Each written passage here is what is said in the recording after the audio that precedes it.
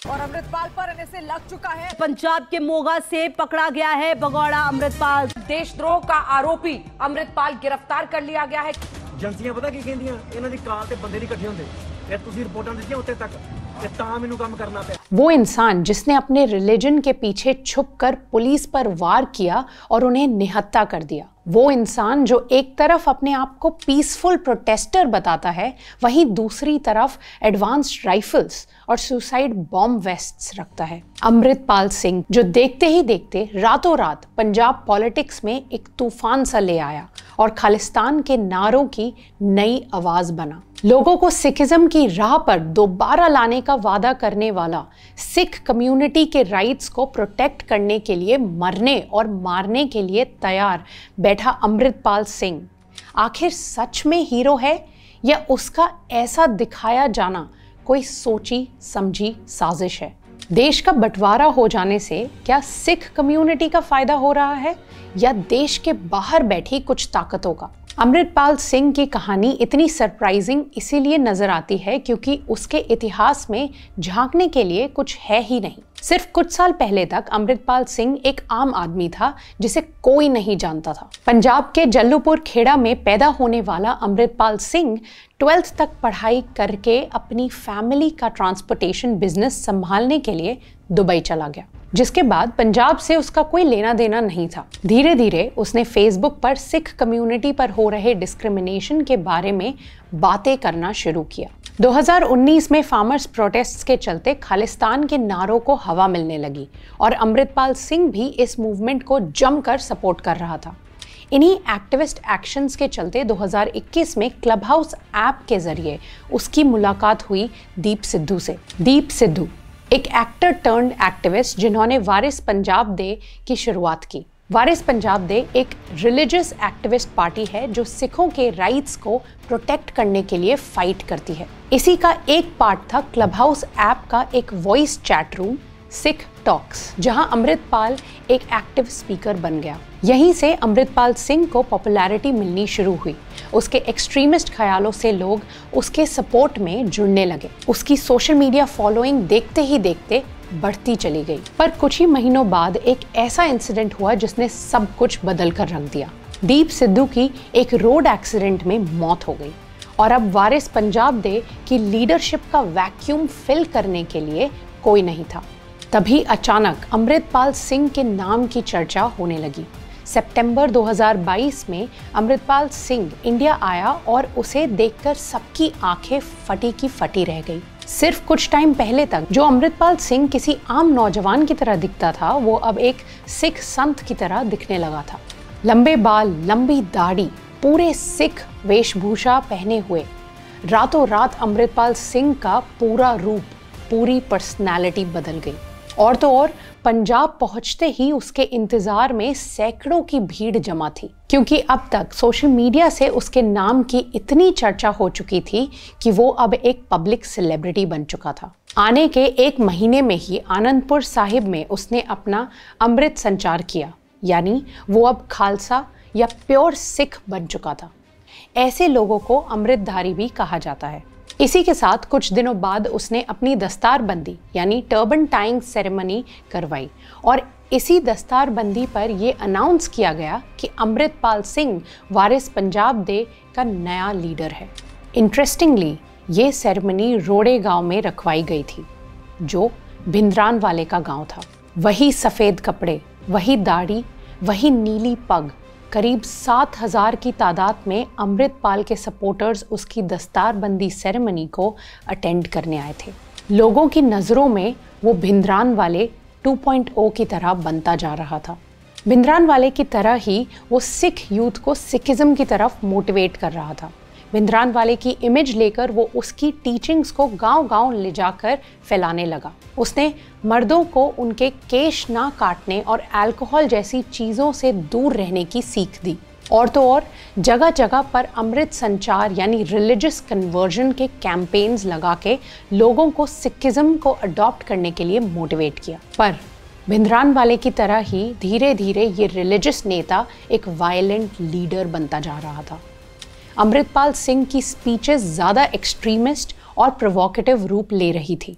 वो सिखों को इंडियन गुलाम कहने लगा और इंडिया को एक डिक्टेटर। देखते ही देखते पंजाब में एक टेंशन का माहौल बनता दिख रहा था। अमृतपाल सिंह पंजाब में आग लगा भी रहा था और उसमें घी भी डाल रहा था, और यही आग बढ़ते बढ़ते फरवरी 2023 के अजनाला पुलिस स्टेशन असॉल्ट में तब्दील हो गई। 23 फरवरी 2023 पंजाब के अजनाला पुलिस स्टेशन के बाहर दंगाइयों की एक फौज खड़ी थी। उन्होंने पूरी चौकी को घेर लिया था। हुआ ये था कि अमृतपाल के साथी को किडनैपिंग के केस में अरेस्ट कर लिया गया था, पर बगैर इंसाफ की लड़ाई लड़े अमृतपाल सिंह ने वायलेंस का रास्ता चुना। उसने अपने सारे फॉलोअर्स से पुकार लगाई कि वो अजनाला पुलिस स्टेशन की ओर बढ़ें, और उसके एक इशारे पर सैकड़ों लोगों ने पुलिस स्टेशन के बाहर लगे बैरिकेड्स को तोड़कर पूरी जी जान से चौकी पर धावा बोल दिया। किसी के हाथ में किरपान थी तो किसी के हाथ में ऑटोमेटिक राइफल्स, और किसी के हाथ गुरु ग्रंथ साहिब जी, जिससे पुलिस वालों के हाथ बंद कर रह गए। इस एक इंसिडेंट से अमृतपाल सिंह दुनिया को ये इशारा कर चुका था कि उसका कोई कुछ नहीं बिगाड़ सकता। पूरे पंजाब पॉलिटिक्स में उथल पुथल मच गई, क्योंकि ये वारदातें पुराने 1980s के पंजाब की तरफ इशारा कर रही थी। भिंद्रानवाले के इतिहास पर इशारा कर रही थी, क्योंकि भिंद्रानवाले की तरह ही अमृतपाल सिंह ने भी इंडियन गवर्नमेंट को धमकी दी। उसने कहा कि अगर उसे रोकने की कोशिश की गई तो जो अंजाम इंदिरा गांधी का हुआ था वही अमित शाह का भी हो सकता है। Khalistani separatist leader Amritpal Singh has now issued an open threat to Union Home Minister Amit Shah. He has gone on to say that the Union Home Minister Amit Shah's fate will be similar to Indira Gandhi. इसीलिए मार्च 2023 में अमृतपाल सिंह के against warrant जारी किया गया। उसके against NSA यानी national security act के तहत देश की सॉवरेनिटी और पीस को ठेस पहुंचाने का और अनलाइसेंस्ड हथियार रखने का आरोप लगा। पर अमृतपाल का ये सडन राइज कई सवाल भी खड़े करता है, जैसे कि सिर्फ कुछ ही महीनों में अमृतपाल सिंह दीप सिद्धू के इतने करीब कैसे आ गया कि उसे वारिस पंजाब डे का हेड बना दिया गया, बावजूद इसके कि वो दीप सिद्धू से कभी फिजिकली मिला ही नहीं। वो दोनों एक दूसरे को सिर्फ सोशल मीडिया से ही जानते थे। अमृतपाल सिंह दीप सिद्धू को अपने भाई की तरह बताता है, पर वही दीप सिद्धू की एक्चुअल फैमिली अमृतपाल के बारे में ज्यादा कुछ नहीं जानती। ओपी इंडिया की एक रिपोर्ट के हिसाब से अमृतपाल की आइडियोलॉजी इतनी एक्सट्रीम हो चुकी थी कि दीप सिद्धू और उसमें डिसएग्रीमेंट्स होने लगे थे, जिसके चलते उन्होंने उसे क्लब हाउस पर ब्लॉक तक कर दिया था। तो आखिर अमृतपाल सिंह नया लीडर बना कैसे? ब्लॉक होने तक अमृतपाल सिंह की पॉपुलैरिटी काफ़ी बढ़ चुकी थी। उसके न्यू सपोर्टर्स ने उसे सलाह दी कि वो एक अपना नया ग्रुप बनाए, और उसने वही किया, लेकिन उस ग्रुप का नाम रखा वारिस पंजाब डे, जिसका वो बिल्कुल भी हकदार नहीं था। इंडियन एक्सप्रेस की रिपोर्ट के अनुसार सितंबर नहीं बल्कि दीप सिद्धू के मरने के एक महीने बाद मार्च 2022 में ही एक लेटर पैड के जरिए अमृतपाल ने अपने आप को वारिस पंजाब डे का हेड अनाउंस कर दिया था, और लोगों को उसकी इस ऑर्गेनाइजेशन को ज्वाइन करने के लिए फॉर्म्स बंटवा दिए थे। लोग उसे अपना लीडर मान चुके थे, लेकिन दीप सिद्धू की फैमिली और उसके लॉयल फॉलोअर्स आज भी अमृतपाल सिंह का विरोध करते हैं। गौर करने वाली एक और बात यह है कि जो इंसान सिर्फ कुछ महीनों पहले तक अपने रिलीजन को ड्यूटीफुली पूरी तरह निभा भी नहीं रहा था, वो अचानक से रिलीजियस प्रीचर भिंद्रानवाले 2.0 कैसे बन गया? यहाँ इंडियन सेंट्रल एजेंसीज का मानना है कि उसे ट्रेनिंग दी गई है ISI से। अमृतपाल सिंह को UK based Khalistani terrorist Avtar Singh खंडा का खास एसोसिएट बताया जाता है, और कहा जाता है कि अमृतपाल की पॉपुलैरिटी के पीछे अवतार सिंह का हाथ है।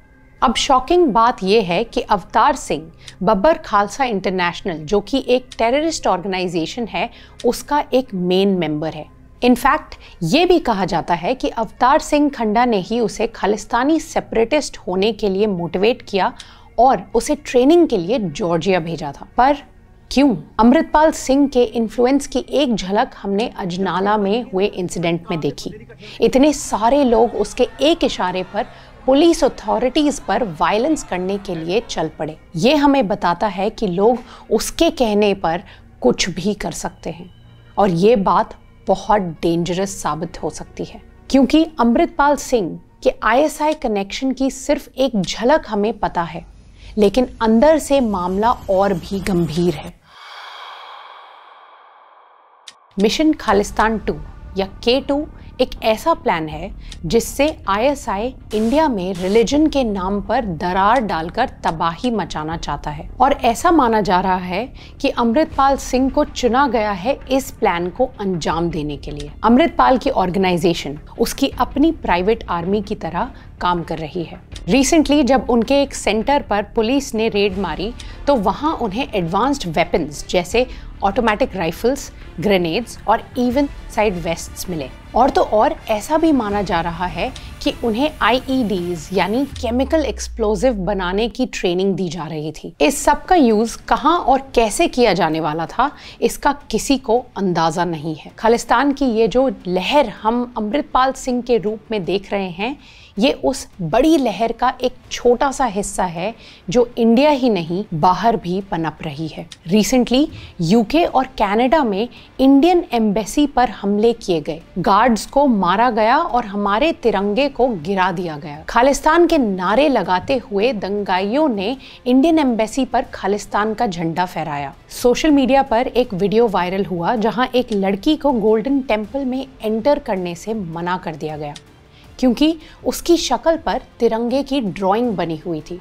क्या ये इंडिया नहीं है? ऐसा पूछा जाने पर रोकने वाले ने कहा, नहीं इंडिया नहीं है, ये पंजाब है। बकवास बात बोल रहे हो आप? तो बकवास की बात कौन सी है? ये बकवास क्यों बोले? आप मीडिया को कब क्यों करे? बकवास। ये नतीजा है अमृतपाल सिंह की भड़काऊ हरकतों का, जो आज देश में दरार डालने की पूरी कोशिश कर रहा है। जो नेशनल टीवी न्यूज़ पर यह कहता है कि मैं तिरंगे को अपना झंडा नहीं मानता और एक इंडियन होना मेरी आइडेंटिटी नहीं है। तिरंगे की ऐसी बदनामी किया जाना इंडियन गवर्नमेंट को एक खुला चैलेंज है। पर इस सब से आखिर तकलीफ उठानी पड़ती है आम लोगों को। अमृतपाल सिंह के कैप्चर के लिए पूरे पंजाब को बंद कर दिया गया, मीडिया पर रोक लगा दी गई थी, इंटरनेट सर्विसेज को पूरी तरह बंद कर दिया गया था। भिंद्रान वाले के टाइम पर भी ऐसी ही घटनाएं घट रही थी। जब उसे सही समय पर नहीं रोका गया था तो वो एक ऐसी फोर्स बन गया जिसे रोकने के लिए पूरे पंजाब को जलना पड़ा था। और आज 48 साल बाद एक बार फिर पंजाब जल रहा है। पंजाब की पॉपुलेशन और पर्टिकुलरली यूथ में गुस्से की भावना बढ़ती जा रही है। इसका एक रीजन है अमृतपाल सिंह की भड़काऊ हरकतें और दूसरा है उस सब से होने वाला वायलेंस। और ये सब इतिहास दोहराने जैसा लगता है। आपके क्या थॉट्स हैं, हमें कमेंट्स में ज़रूर बताइए। और अगर आपको ऐसी ही और कहानियां सुननी हैं तो चैनल को सब्सक्राइब ज़रूर करें।